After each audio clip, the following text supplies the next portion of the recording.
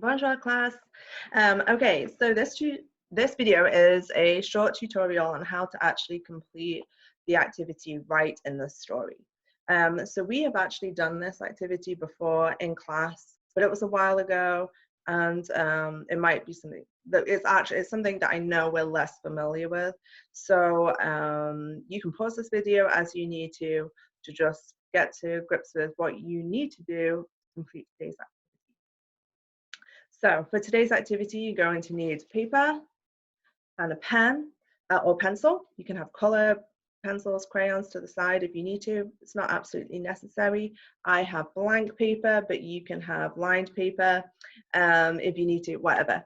I've got something this size is best, but if you don't have paper like that, that's fine. You can go front, back, just whatever space that you need to.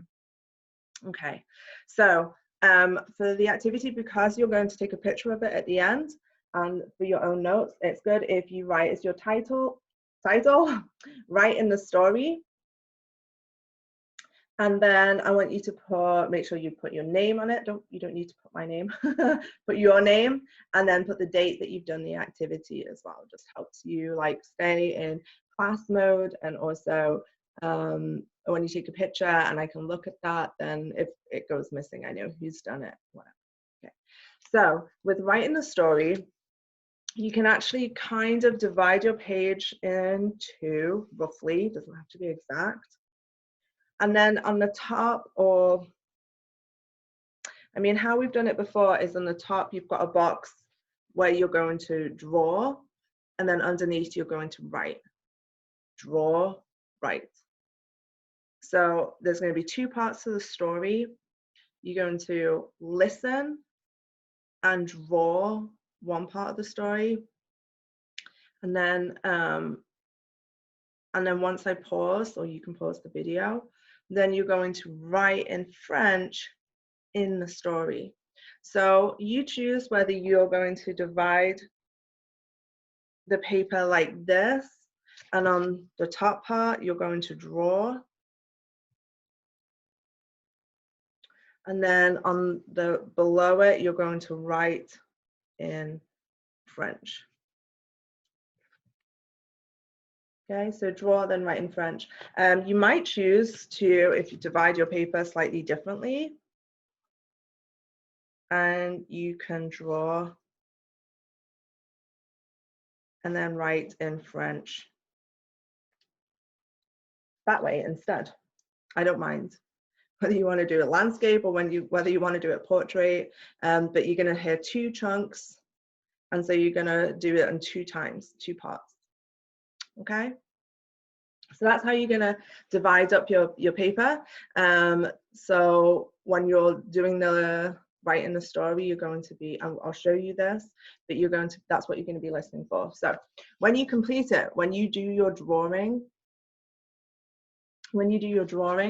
for both sections, you are listening to what I'm saying, and you are thinking, okay, what am I understanding? And you're drawing what you understand of the story. You don't need to add in any other details, just exactly what you hear. You're not going to understand every single word. You do not even need to understand every single detail. Because this is on video, you can pause it as you need to, you can rewind and replay. If it was live in a classroom experience, I would repeat it several times over. Probably wouldn't take more than 5 minutes. Okay, so you're just listening and drawing what you understand. If you want to color it in, you can put as much detail as you can. That's it. Speech bubbles are fine also, if it's necessary for the story. And then once you're done, in a classroom, that would be after about 5 minutes, I would stop you and I would give you time to write in French. And you are going to write in the story. So what that means is you're not continuing the story, you're not copying the story, you are writing extra details and like within the story. So I'll give you an example of what that looks like, and this is an example that is not going to be used for your activity, so don't do this. So for example, and I'm doing it in English. So for example, if my story was talking about once upon a time, there was a family in Fort Wayne. The mom was called Madame Hunter. The dad was called Monsieur Hunter. And they had a baby son who was called baby Joshua. They lived in a big house with a small yard, and the mom, Madame Hunter, was a teacher. That would be the first part of the story. So you would draw exactly what you heard. You might draw mom, dad, baby, and you could label it with the names that you heard. You could draw a big house, and you could draw a small yard, and then you could draw something that represents Madame Hunter as a teacher. That would be everything that you heard, and then you would draw. Then when we stop, and in a classroom, I would give you 5 minutes maximum to write in French without a dictionary, without any translate. You've just heard the French, so now you're like kind of using that to create more detail in that story. So you could write, there is a mom called Madame Hunter. Now that's not new. She is tall. She has black hair. She has brown eyes. She is very ugly. And she is mean. She is a mean teacher. So anything that you know how to say in French, don't worry about offending, obviously. Just write what you can to the best of your ability, your best spelling, your simple French.